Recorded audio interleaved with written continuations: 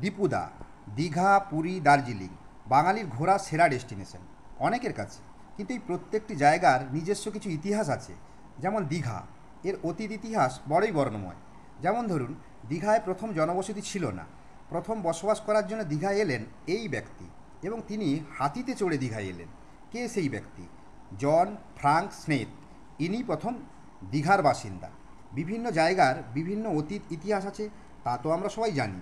বিভিন্ন পরিচিত জায়গার বিভিন্ন অতীত নামও আছে। যেমন ধরুন, রুজভেল্ট নগর। কোন জায়গার আগের নাম এটি?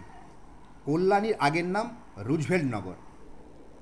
শেষ পাতে মিষ্টি দেওয়ার রেওয়াজ বাঙালির এক অতীত অভ্যাস। তাই থাকলো একটি মিষ্টির প্রশ্ন।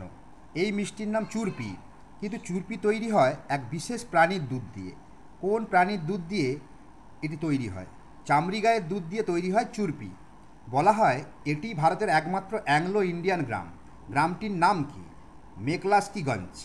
মনে করা হয় বাংলায় যত প্রামাণ্য সাহিত্যকর্ম ছাপা হয়েছে তার মধ্যে পাওয়া তথ্য অনুযায়ী এই লেখি গল্প উপন্যাসগুলোর মধ্যে ফার্স্ট চরিত্রের নাম কি সেটা আপনাদের বলতে হবে।